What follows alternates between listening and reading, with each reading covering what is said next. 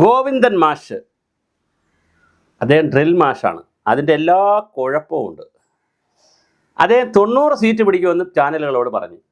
90 seat പിടിക്കുമെന്ന് ചാനലുകളോട് പറയുമ്പോൾ തന്നെ ആഭ്യന്തരമായി സെക്രട്ടേറിയറ്റിനകത്തുനിന്ന് അറിയുന്നത്, പാർട്ടി സെക്രട്ടേറിയറ്റ് നടന്ന ചർച്ചയ്ക്കകത്തുനിന്ന് കുറേശ്ശെ ഫിൽട്ടർ ചെയ്ത് ഇങ്ങനെ കുറേശ്ശെ പുറത്ത് വീഴുന്നത് 30 മുതൽ 35 സീറ്റ് വരെ CPM നഷ്ടമാകും. അതിൽ സന്ദീപ് വാര്യരുടെ സീറ്റും ചിലപ്പോൾ സന്ദീപ് വാര്യർ ജയിച്ചേക്കാം. തൃക്കരിപ്പൂരിൽ വലിയ മുസ്ലിം കൺസോൾട്ടേഷൻ നടന്നിട്ടുണ്ടാകാം എന്നുള്ളൊരു നിഗമനത്തിലാണ് CPM എത്തിയിരിക്കുന്നത്. മഞ്ചേശ്വരവും കാസർഗോഡും ഒക്കെ അടക്കം നഷ്ടപ്പെട്ട് 30 മുതൽ 35 സീറ്റ് വരെ CPM നഷ്ടമാകാം.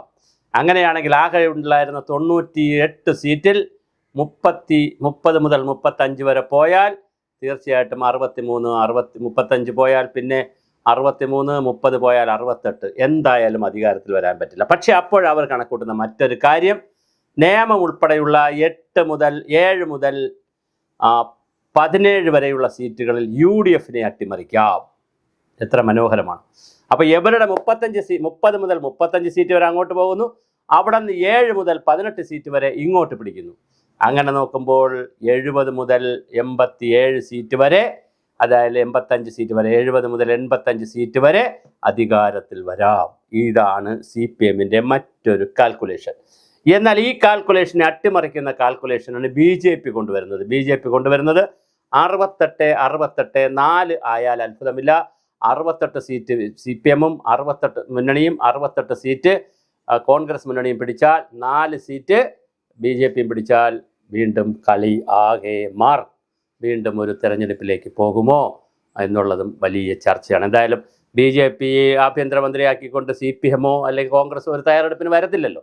ഒരു കാരണത്തിലും വരാൻ തയ്യാറില്ല. മറ്റ് സ്റ്റേറ്റിലാണെങ്കിൽ നമുക്ക് വിചാരിക്കാം BJP ചിലപ്പോൾ ചില മോഹന വാഗ്ദാനം കൊടുത്ത് സീറ്റുകളുള്ളവർ അങ്ങോട്ട് പിടിക്കാം, അല്ലെങ്കിൽ മറ്റ് പാർട്ടികൾ അങ്ങനെ നടക്കുന്നുണ്ട്. ഇന്ത്യയിലാകെ മറ്റ് സ്റ്റേറ്റുകളിലൊക്കെ 10, അതേസമയം 25 സീറ്റ് BJP പിടിച്ചാൽ പിന്നെ ബാക്കിയുള്ളവരെയും കൂടെ ഒപ്പിച്ച് BJP മുന്നണിയെ കൊണ്ടാക്കും.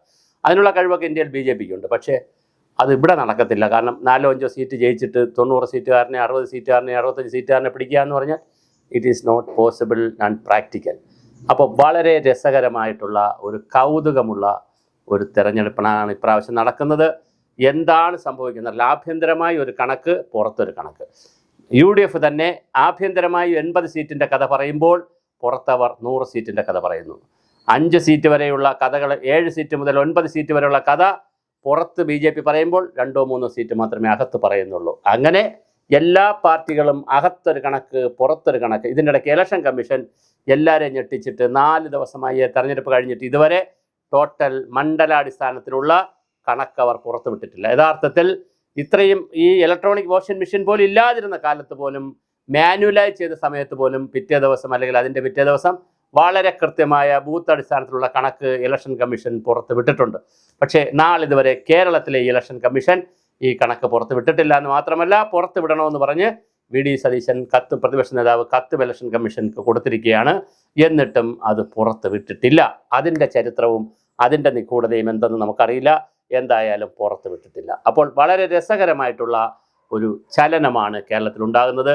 എല്ലാ മുന്നണികളും കൂട്ടിയും കിഴിച്ചും കണക്ക് കളഞ്ഞും എടുത്തുമൊക്കെ വലിയ രീതിയിലാണ് പോകുന്നത്. അട്ടിമറികൾ വ്യാപകമായി കേൾക്കുന്നുണ്ട്. പിന്നെ മുസ്ലിം കൺസോൾട്ടേഷൻ ഒരിടത്തേക്ക് മാത്രമല്ല ഒഴുകിയിരിക്കുന്നത്, പല സ്ഥലത്തേക്കും പോയിട്ടുണ്ടെന്ന് പറയുന്നു. ക്രിസ്ത്യൻ കൺസോൾട്ടേഷനും 3 മുന്നണിക്കും കിട്ടിയിട്ടുണ്ടെന്ന് പറയുന്നു. മുസ്ലിം കൺസോൾട്ടേഷൻ 2 മുന്നണിയും അവകാശപ്പെടുന്നു. SDPA കാര്യങ്ങൾ വെച്ചുകൊണ്ട് LDF അവകാശപ്പെടുന്നു. PDP കാര്യങ്ങൾ വെച്ചുകൊണ്ട് LDF അവകാശപ്പെടുന്നു. ജമാഅത്ത് ഇസ്ലാമിയുടെ കാര്യം വെച്ചുകൊണ്ട് UDF അവകാശപ്പെടുന്നു. അപ്പോൾ വളരെ ഇതിനിടയിലാണ് പച്ചയ്ക്കുള്ള രാഷ്ട്രീയം പുറത്തു വരുന്നത്. ബാലഗോപാലിൻ്റെ അവിടെ NSS-ൻ്റെ താലൂക്ക് സെക്രട്ടറിയുടെ, കൊട്ടാരക്കര താലൂക്ക് സെക്രട്ടറി എന്ന് പറയുന്ന ഒരാളുടെ വോയിസ് ഇന്നലെ പുറത്തു വന്നു. ആ വോയിസിൽ പറയുന്നു, ഒരു കമ്മ്യൂണിസ്റ്റുകാരനായ ഒരു NSS-കാരൻ ചോദിക്കുകയാണ്, ഇപ്രാവശ്യം സെക്രട്ടറിയോട് ചോദിക്കണം, സെക്രട്ടറി നമ്മൾ ഇപ്രാവശ്യം, ആ ഫോൺ പുറത്തു വന്നിട്ടുണ്ട്, സെക്രട്ടറി ഇപ്രാവശ്യം നമ്മൾ ബാലഗോപാലിനെ തോൽപ്പിക്കണമെന്ന് തീരുമാനിച്ചു. അങ്ങനെ ഒരു നായരെ തോൽപ്പിച്ചിട്ട്, പ്രത്യേകിച്ച് കലഞ്ഞൂർ മധു എന്ന് പറയുന്ന ബാലഗോപാലിൻ്റെ ജ്യേഷ്ഠനായിട്ടുള്ള കലഞ്ഞൂർ മധു NSS-ൻ്റെ വലിയ ഡയറക്ടർ ബോർഡ് അംഗമാണ്, വലിയ മുതലാളിയുമാണ്. അപ്പോൾ അങ്ങനെയുള്ള മധുവാണ് ശരിക്കും പറയും, കലഞ്ഞൂർ മധുവാണ് ശരിക്കും ബാലഗോപാലിനെയും ഈ പിന്നെ അനിയനെയൊക്കെ പിന്നെ എവിടെ ഇറക്കിയത്, രാഷ്ട്രീയത്തിലൊക്കെ ഇറക്കിയത്. അപ്പോൾ അങ്ങനെ ആ രാഷ്ട്രീയത്തിലും പ്ലാനിംഗ് ബോർഡും അങ്ങനെ പിന്നെ ഹരിലാലും ഒക്കെ വന്നത്, പിന്നെ ബാലഗോപാൽ, ഹരിലാൽ, ഇതൊക്കെ ഡോക്ടർ ഹരിലാൽ, ഇതൊക്കെ വരുന്നത് ചേട്ടൻ്റെ ഒരു കെയർ ഓഫിലും കൂടെയാണ്. ചേട്ടനാണ് ഇവരെയൊക്കെ പ്രൊജക്റ്റ് ചെയ്ത് രാഷ്ട്രീയത്തിലും എല്ലായിടത്തും ഒക്കെ കൊണ്ടുവരുന്നത്. അപ്പോൾ ഹരിലാൽ പിന്നെ അക്കാഡമിഷ്യനാണ്. അപ്പോൾ ഇങ്ങനെ വരുന്ന സമയത്ത് നായരായ ബാലഗോപാലിന് നമ്മൾ വോട്ട് ചെയ്യണ്ടേ, വിട്ടിട്ട് ബ്രാഹ്മണയായ ഐഷ പോറ്റിക്ക് വോട്ട് ചെയ്യണോ, അത് ശരിയല്ലല്ലോ എന്ന് ഈ യൂണിറ്റ് സെക്രട്ടറി താലൂക്ക് സെക്രട്ടറിയോട് ചോദിക്കും. താലൂക്ക് സെക്രട്ടറി തിരിച്ച് പറയുന്നുണ്ട്, അത് കഴിഞ്ഞ പ്രാവശ്യം നമ്മൾ ബാലഗോപാലിന് കൊടുത്തു, ഇപ്രാവശ്യം നമുക്ക് അങ്ങനെ ഒരു തീരുമാനമില്ല, ഒരു കൃത്യമായിട്ട് ഇപ്രാവശ്യം ഐഷ പോറ്റി ജയിപ്പിക്കണമെന്നാണ് നമ്മുടെ തീരുമാനം, അത് സംസ്ഥാന അടിസ്ഥാനത്തിലുള്ള തീരുമാനം എന്നൊക്കെ പറഞ്ഞ് വളരെ കൃത്യമായി ജാതി, ഞാൻ ഇന്നലെ നമ്മൾ ചെയ്ത ഒരുപാട് വീഡിയോ ഉണ്ട്, ജാതിയുടെ കളിയാണ്, ജാതി കോമരങ്ങളാണ് കേരളത്തിൽ ഉറഞ്ഞു തുള്ളിയത്. കൊട്ടാരക്കരയിലും ആര് ജയിക്കുന്നെങ്കിലും അവിടെ ജാതിയാണ് വർക്ക് ചെയ്തിരിക്കുന്നത്. അപ്പോൾ വളരെ മനോഹരമായിട്ടുള്ള ജാതിയുടെ കോമരങ്ങളുടെ തിരഞ്ഞെടുപ്പ് കൂടിയായതിൽ CPM കണക്കൂട്ടി വച്ചിരിക്കുന്നത് ഇങ്ങനെ, കോൺഗ്രസ് കണക്കൂട്ടി വച്ചിരിക്കുന്നത് ഇങ്ങനെ, BJP കണക്കൂട്ടി വച്ചിരിക്കുന്നത് ഇങ്ങനെ. അത് പോയിട്ട് 3 കൂട്ടരും 2 കണക്കെടുത്തിരിക്കുകയാണ്. ഒന്ന് അവർ റിയൽ ആയിട്ടുള്ള കണക്കും, 2 റീലിന് വേണ്ടിയിട്ടുള്ള കണക്കും.